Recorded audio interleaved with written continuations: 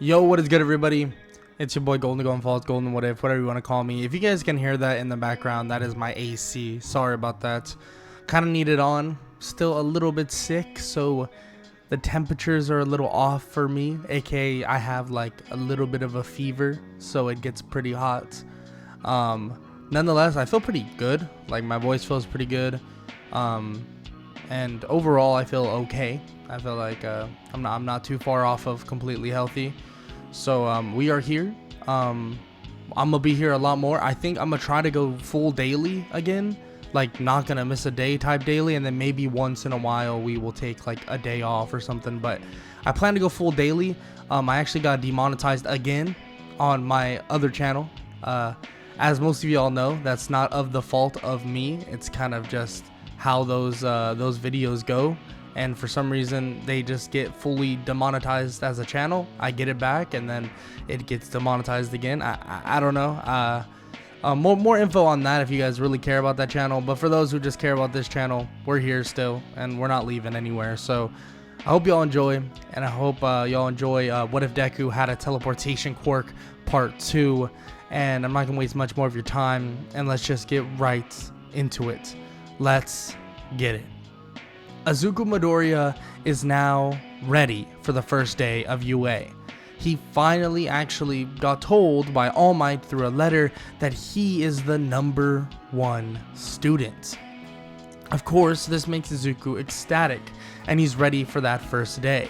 He would arrive at that first day with Kirishima, looking around in complete awe with him. This is the first time in a long time where he's on the same level of excitement as Kirishima, being very jumpy and excited and just an ecstatic person like a little kid should be when you finally have made your dream come true.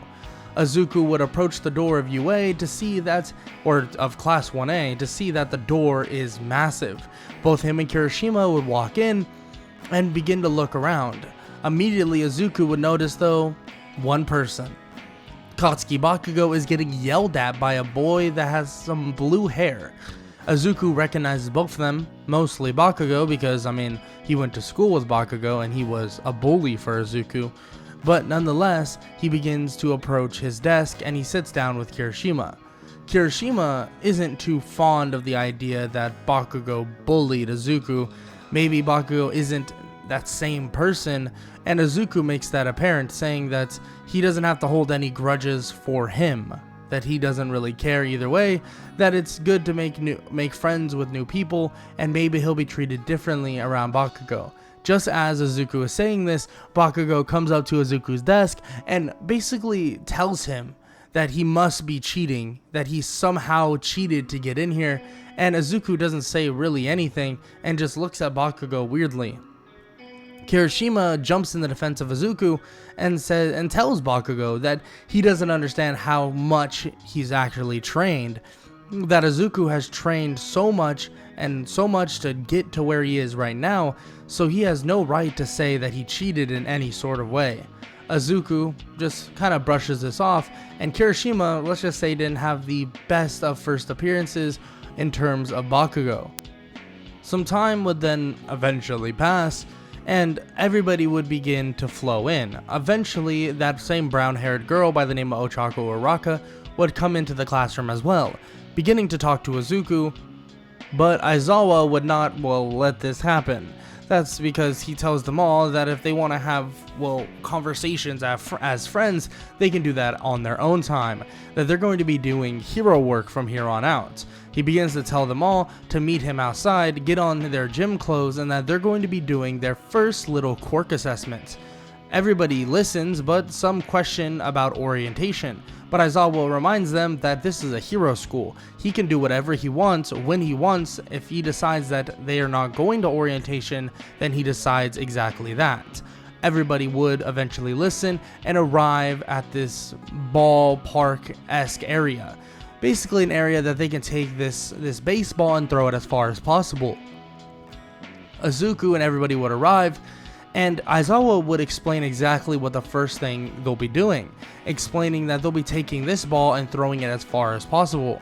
very similar to their middle school activities or their middle school little training activities that they would do, or tests that they would do.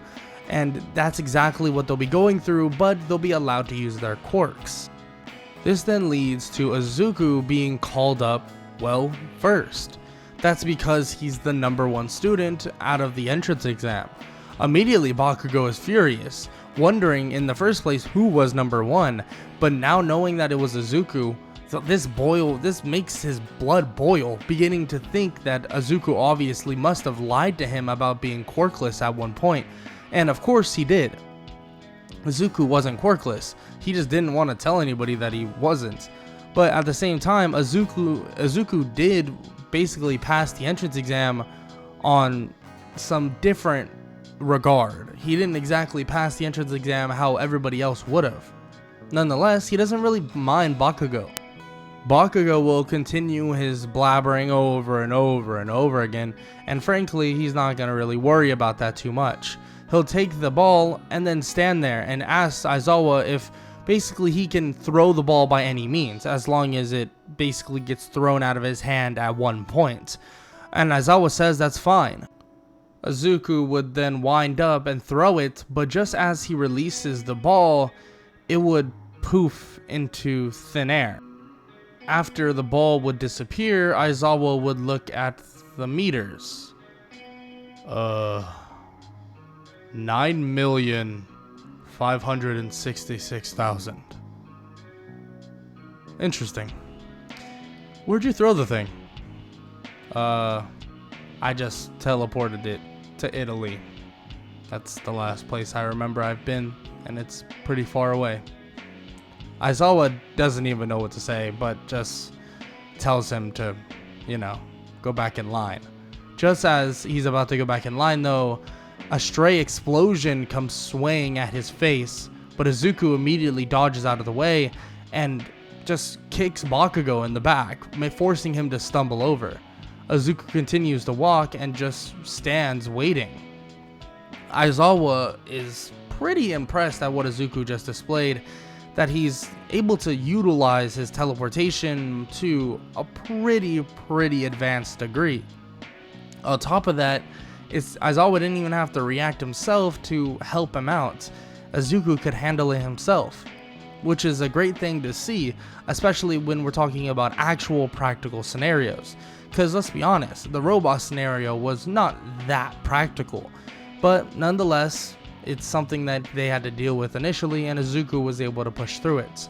Aizawa would then announce for everybody else to continue on, and some people would begin to think that this would be, fun and amazing to, like some game. But Aizawa would make it apparently clear and abundantly clear that this is no game, and that whoever gets last place will be expelled. And that's all because they thought that it was going to be so much fun. Izuku not really minding this, and most people not really minding this because, well, they're pretty competent in their quirk. But nonetheless, they'll continue on with all of this. Izuku would be pretty good and pretty well off in almost every single category, except for maybe the physical categories or like the grip strength and stuff like that.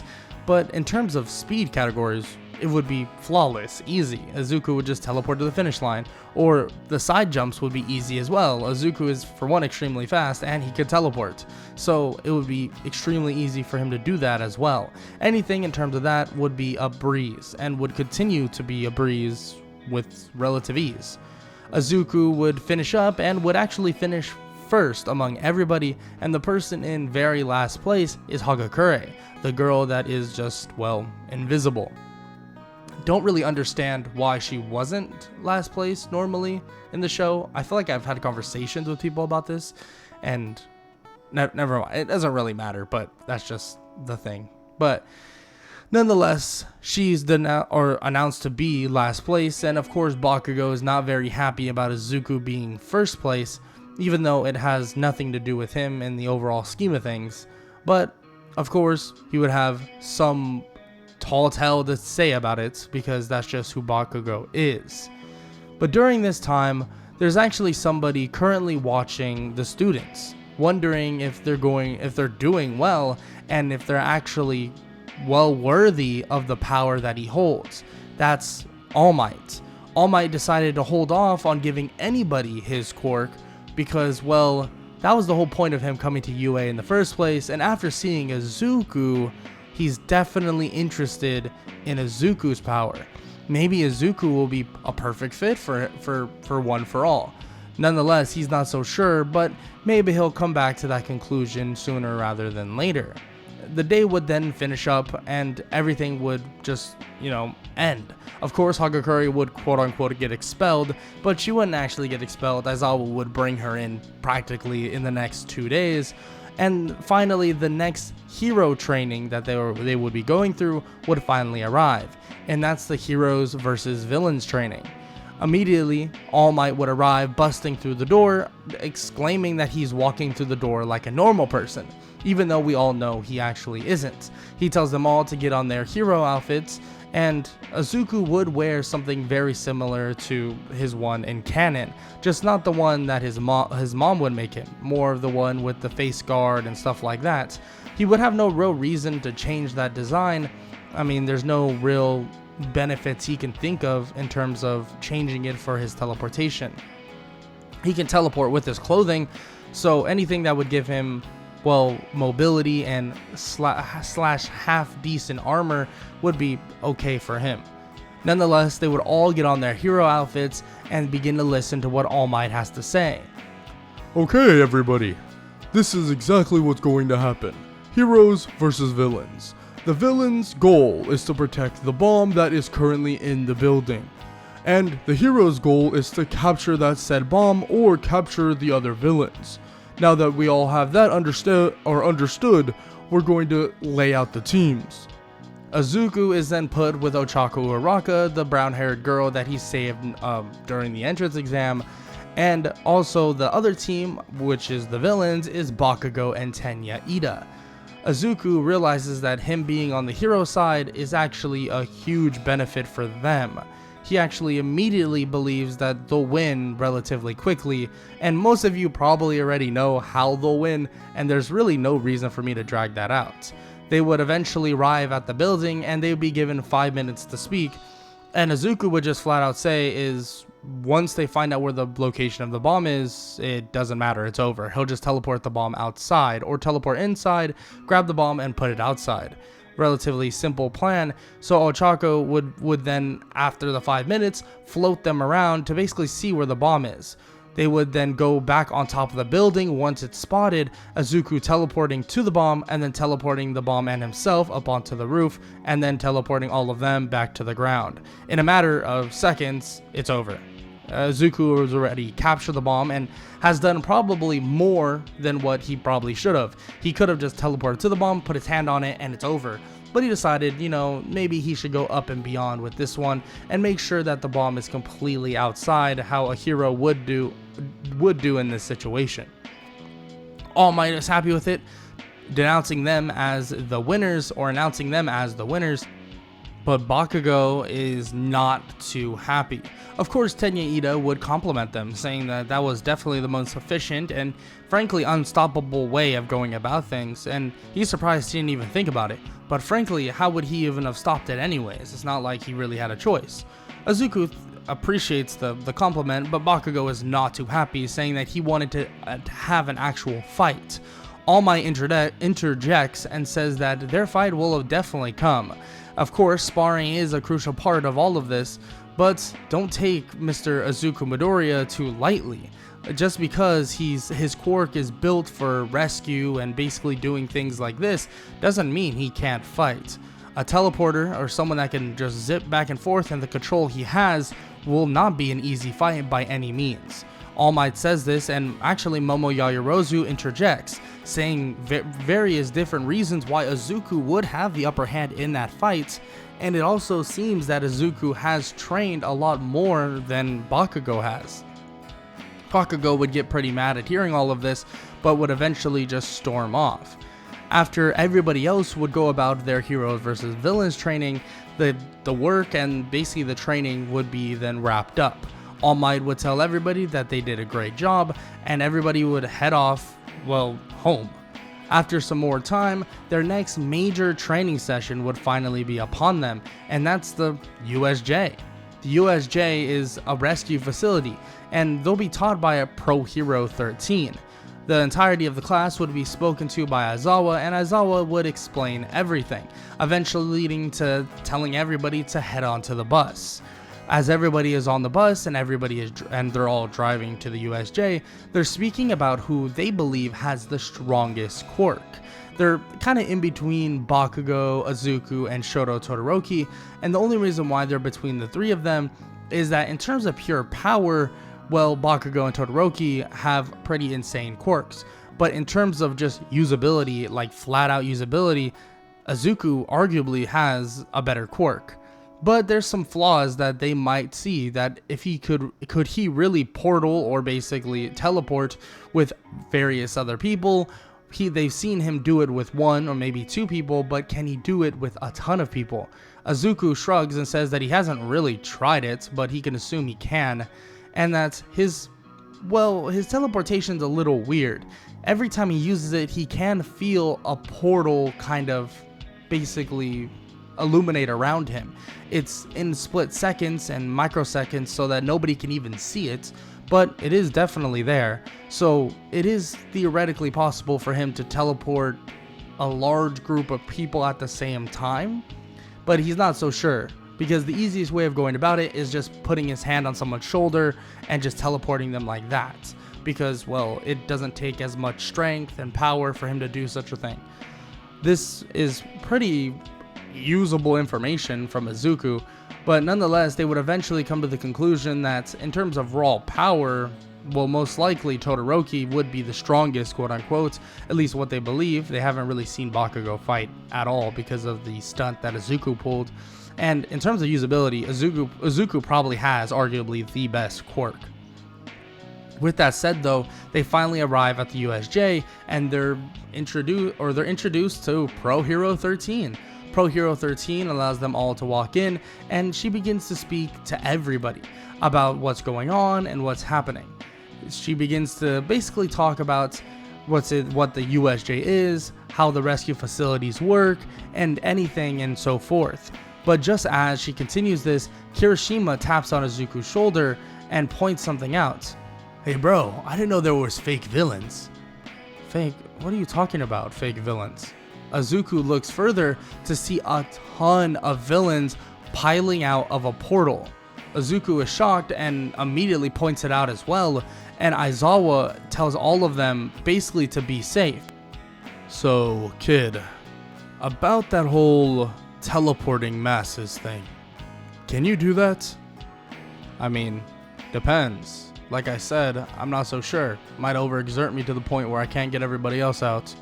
So if you want to get people out, I would recommend we get all the students out first." Aizawa completely in agreement. He believes that this is the best course of action. Izuku tells all the students to crowd in near him so that he can get them all out into safety. Immediately, the villains are confused at what's going on, but in a matter of a split second, all of them poof into nothingness as if they were never there, and Izuku arrives back, well, at UA. He then takes one deep breath in and realizes that he's good. "Okay, yeah, I'm not too tired. I'll see you guys in a second." He teleports back toward the USJ and asks if they want a teleport in, or should he go get other heroes and teleport them in to the USJ. Aizawa looks at him and is pretty impressed at what the kid just did. In fact, that he's literally was talking about how he had no clue if he can actually teleport masses, and if he could, it would be extremely exhausting, and he's still on his feet. Nonetheless, Aizawa says to bring more heroes here, like now. Izuku would begin teleporting to different places around UA, telling Nezu exactly what's going on. And he immediately goes on to the intercom, telling everybody the situation, and basically telling everybody that Izuku is going to be teleporting them back and forth immediately. Izuku begins to do this, teleporting more and more and more heroes over there. And eventually, the one and only All Might would be last up. Izuku teleporting to where All Might is, but seeing him in his non-buffed up form. All Might then immediately grows in size and says that he apologizes to basically put a damper on the idea that he's invincible. He's basically going to have to explain this later to Izuku, because he has definitely something to ask him in the future. Izuku just shrugs this off, not thinking too much of it. Of course, he can't really think that much of it at this moment, as he teleports All Might to the USJ to help the rest of the heroes. But he teleports back with all of his classmates, and he immediately falls to the ground in complete exhaustion, panting like crazy. Izuku, completely exhausted, is helped to his feet by his classmates and then put on an actual chair instead of laying on the ground. And luckily, everybody should be safe and sound. The USJ situation completely neutralized because, well, of Izuku. Izuku being able to get everybody out to safety, and then also put all these pro heroes in a situation to make sure none of these villains actually escape, quote unquote. Of course, this would lead to multiple still escaping, only the main villains, of course, because they already had an escape plan. But luckily, they were able to handle the Nomu way easier than they would in canon, especially with All Might being the only one going one-on-one. Instead, you have All Might and a ton of pro heroes actually helping him, and even the villains realize that, well, this isn't the most beneficial thing they've ever seen. This is actually pretty detrimental to the plan that they had at hand. Luckily, after a while would pass, everybody would then arrive back at UA, and it would be confirmed that everything is okay, and the villains were forced to retreat, and a lot of them were captured. So luckily everything went well, no students were hurt, no harm, no foul, right? Well, not exactly. Just as Aizawa is explaining the entire situation and basically what occurred and how everything went pretty smoothly, he's about to thank Izuku, but Izuku begins to listen and out of nowhere just teleports away. He actually just teleports back into the field, and Aizawa calls out to him asking what the hell is going on.